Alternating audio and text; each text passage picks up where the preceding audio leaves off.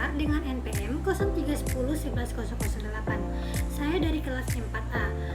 Tujuan dari pembuatan video ini adalah untuk memenuhi tugas mata kuliah, asesmen, dan evaluasi pembelajaran biologi. Di sini saya akan menjelaskan mengenai beberapa dari tujuan pembelajaran.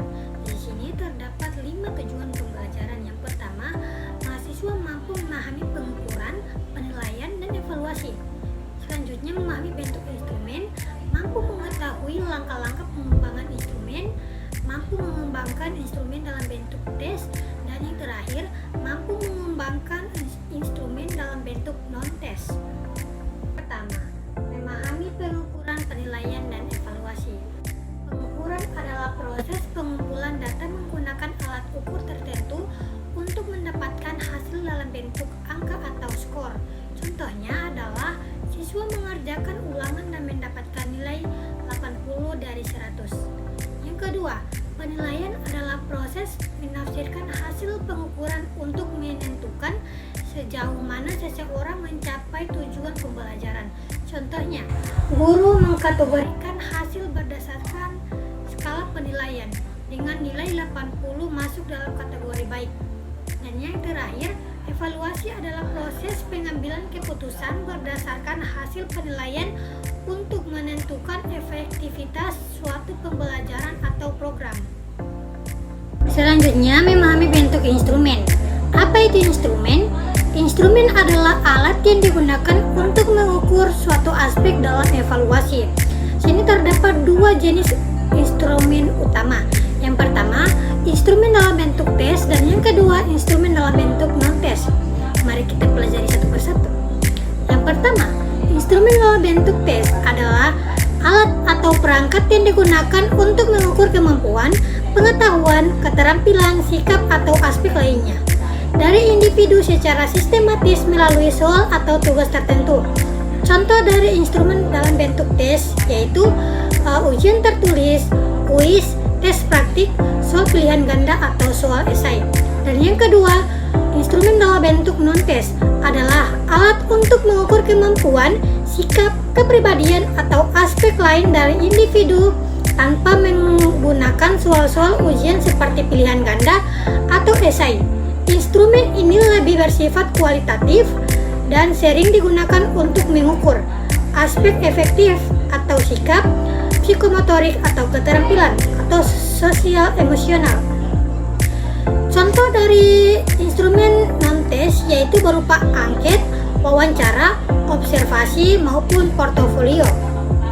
Selanjutnya, langkah-langkah pengembangan instrumen. Di sini terdapat 5 langkah-langkah pengembangan instrumen. Yang pertama, menentukan tujuan pengukuran di mana apa yang ingin diukur, misalnya pemahaman siswa tentang lingkungan.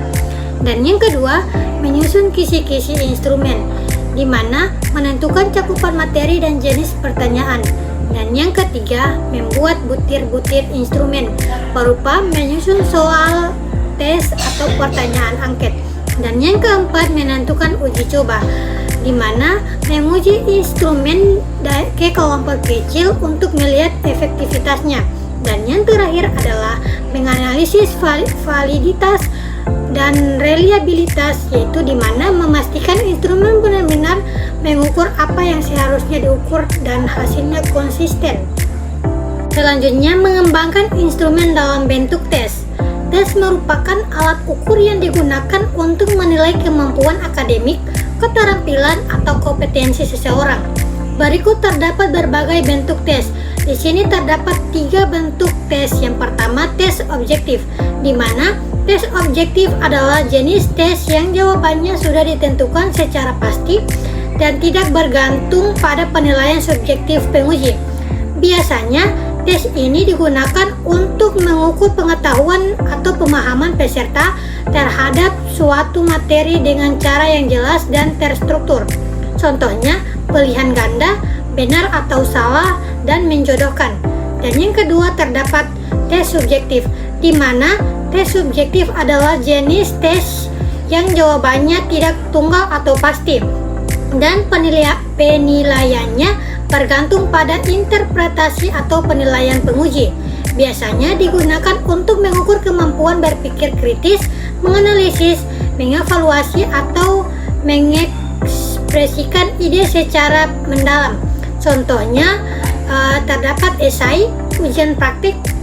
Yang ketiga, terdapat tes performa, di mana tes performa adalah jenis tes yang menilai kemampuan seseorang melalui tindakan nyata atau praktik langsung, bukan sekedar melalui jawaban tertulis. Tes ini mengukur bagaimana peserta menerapkan pengetahuan dan keterampilannya dalam situasi nyata atau yang disimulasikan. Contohnya, tugas proyek, presentasi, dan portofolio. Selanjutnya, mengembangkan instrumen dalam bentuk non-tes. Instrumen non-tes adalah alat yang digunakan untuk mengukur aspek selain kemampuan akademik atau kognitif, seperti sikap, minat, kepribadian, keterampilan sosial, atau perilaku seseorang. Berbeda dengan tes yang menghasilkan nilai numerik berdasarkan jawaban benar atau salah. Instrumen non-tes lebih bersifat kualitatif dan kuantitatif dengan skala tertentu. Di sini terdapat beberapa jenis instrumen non-tes meliputi angket atau kuesioner, wawancara, observasi, dan portofolio. Kesimpulan dari materi tersebut yaitu asesmen dalam pembelajaran terdiri dari pengukuran, penilaian, evaluasi, dan saling berkaitan untuk menilai pencapaian peserta didik secara menyeluruh. Instrumen asesmen dapat berupa tes dan non-tes yang masing-masing digunakan sesuai aspek yang ingin diukur, baik kognitif, afektif, maupun psikomotorik.